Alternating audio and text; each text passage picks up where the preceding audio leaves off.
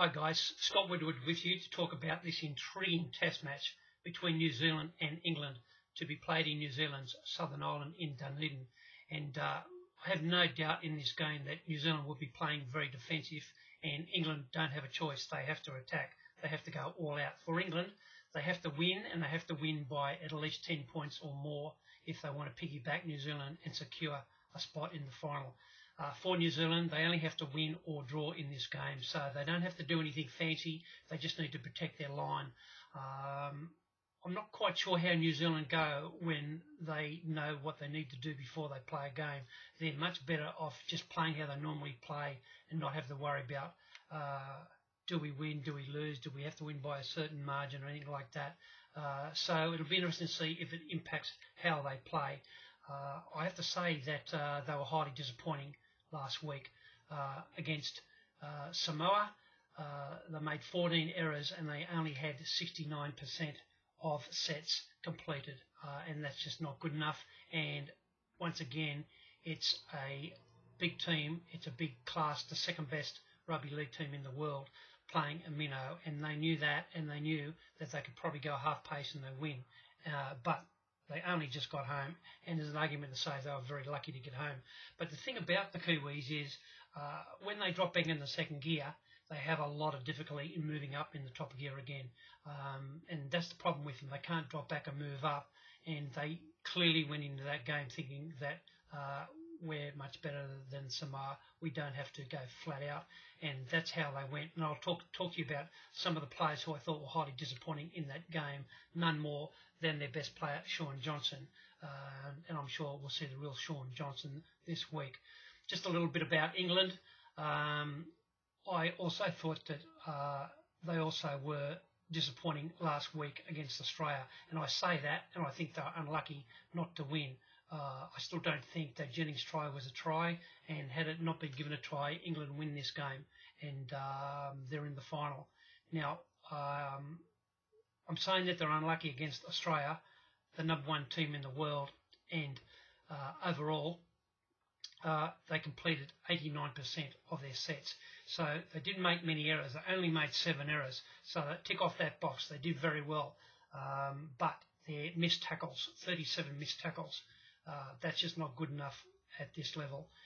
You have to have your defence right if you're going to be beating top sides and if you're going to be winning 4 nations. And that's not very good form coming into this competition. I have to say the centre, Callum Watkins, he missed 6 tackles, and some of his missed tackles were kindergarten misses. I had a question mark about him being the starting centre coming into this tournament, and I haven't changed my mind. Anything I've seen, there's no question that he's a wonderful runner with the ball, very dangerous in attack, but there's 2 sides of playing footy. You also have to tackle, and I would fancy my chances of Dean Barr up against him one-on-one, no doubt about that. He has got a lot of weaknesses in his game, Watkins. Look, the other guy who was disappointing in defence was probably the best player, Gareth Widdop. He missed 5 tackles, and he was exposed. And once again, it wasn't his best game, and yet overall the team only just got beat, and it was down to the last couple of seconds. It was quite amazing. I have to say, a guy that we haven't spoken much about, Chris Hill, who comes off the bench. Once again, I've been tremendously impressed with his work rate. He comes on, he works hard, he makes a lot of ground every time he's got the ball, he makes a lot of tackles, and if you have a look at what he's done in Super League during 2014, that's exactly what he does every week. I've got no doubt he's one guy who would definitely make it if he ever played in the NRL. Some of his teammates I thought were gone missing. I was disappointed in Farrell, I was disappointed in Joel Tompkins. Brett Ferris, I thought, was also disappointing given the time that he had. Daryl Clark, look, he was outstanding when he's on the field and he's got the ball and he's running with the ball. There's no question he's an immense talent. But, hey, he was in the clear and he had a clear 3-on-2. And all he had to do was pass it, and England are in for a try, and he hogged the ball and he cost his team a try. You just can't do that. You just have to be able. You have to have some sort of peripheral vision, and his teammates should have called out to him or whatever. I cannot believe he didn't pass the ball. So look, England will be ruining their chances in this game against Australia. They had a lot of opportunities to win, but their defence ultimately let them down. 37 missed tackles is just not good enough at this level. I think New Zealand know that they're in the box seat here. They're playing at home. They know if they get their defence right, and they want to get their defence right, that will be enough for them to either win this game or just go very close to breaking square. They can even lose this game by a small margin, and there's still a very good chance that they'll make the final. But, you know, they won't want to be running second and getting in the final. They'll want to be going into the final as a winner. And I'll be very surprised if you don't see a much better revved up New Zealand team this week. They're playing at home, and it's a covered stadium. It looks a fantastic venue for rugby league. Peter Hiku, once again, will be the fullback. Look, the coach hasn't made too many changes here. He's put Thomas Lulahai on the bench, and look, he keeps getting selected at club level. He keeps getting selected at international level, and I'm still wondering why he gets selected. He's an ordinary hooker. He's an ordinary 7, and he's an ordinary 6, and he's selected in this game. He's coming off the bench. I'm assuming to relieve Isaac Luke at some stage. Now, I don't know why Thomas Lulahai has to do that when they got Lewis Brown in the side. Now, Lewis Brown is probably going to miss a run in this game so that Thomas Lulahai can have a run. And to me, that's just ridiculous. I mean, Lewis Brown is a much better pinch hitter in the forwards, and he's much better at coming in off the bench and replacing Isaac Luke. If, in fact, Isaac Luke needs to be replaced, he can play 80 minutes. So, to me, that's just a complete waste of a forward playing Lulahai.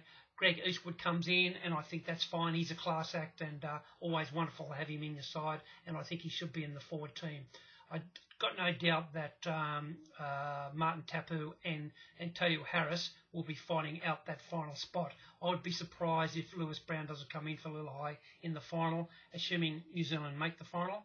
And Harris and Tapu will fight out the spot. But based on what we've seen in the last 2 weeks, particularly last week, I've got no doubt that the Storm's Tohu Harris will be the guy that'll be on that bench. He's one of these guys that just keeps getting better with the more football he has, and the Storm officials must be very excited about this young gun that they've got for next year.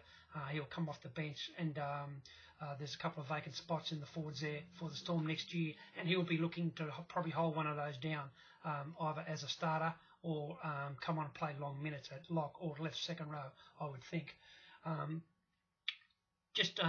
Quickly going through the rest of that New Zealand side, Jason Nightingale, typical Jason Nightingale, had his normal, consistent game, does everything right.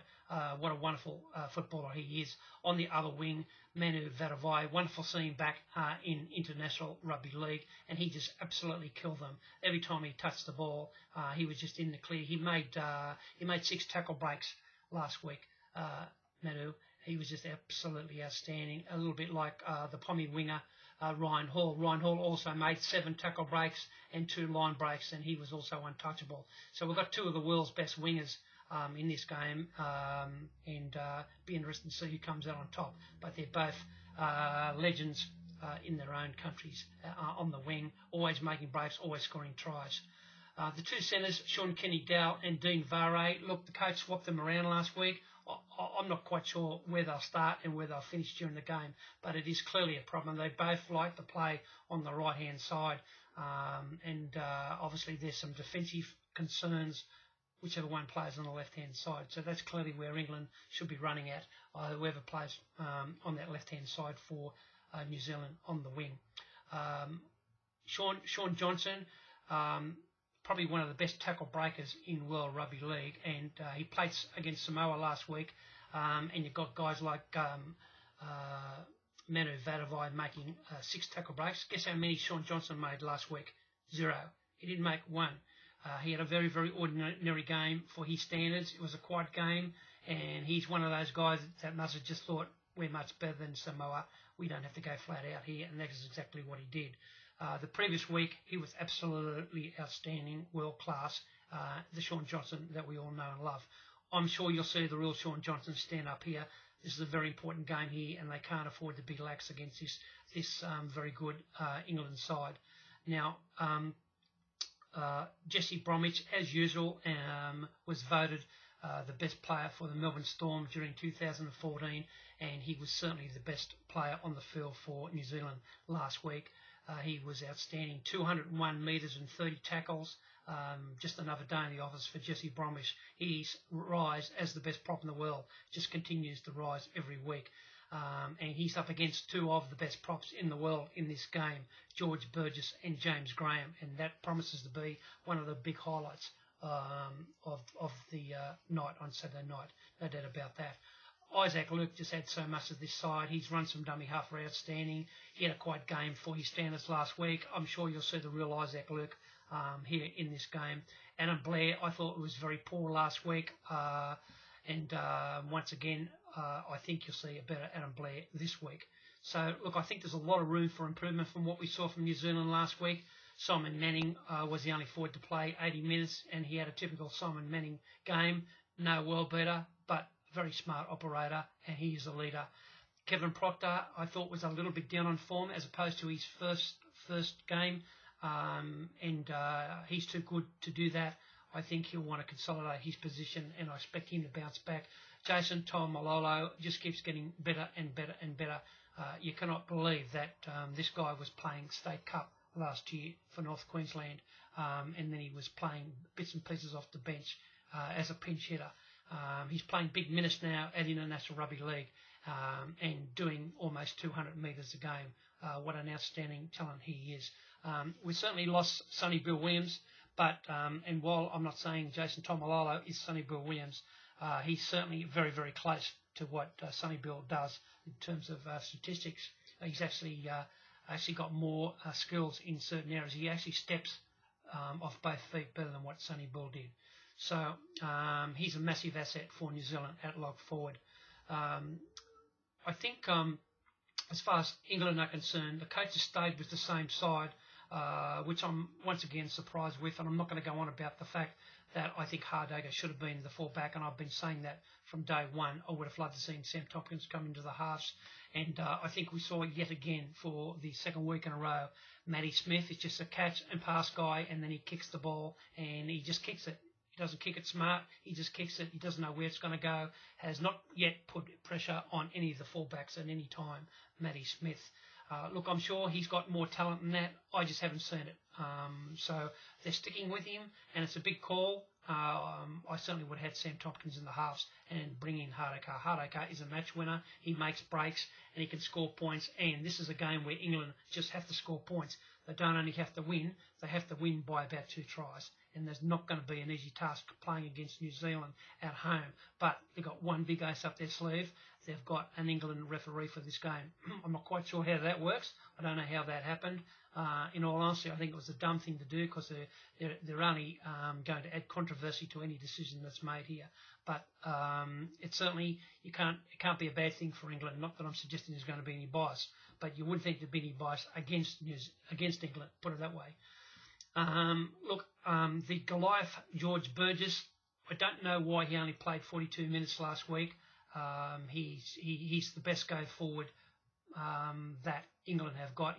By that I mean when he hits the line, he takes more guys with him and makes more metres than any other forward in the England side. And he only played for 42 minutes last week, and I just think he's better than that. I think the coach has to play him longer than that because he's just dangerous when he's got the ball. I know he can miss a tackle, but I would like to see George play a little bit longer than 42 minutes.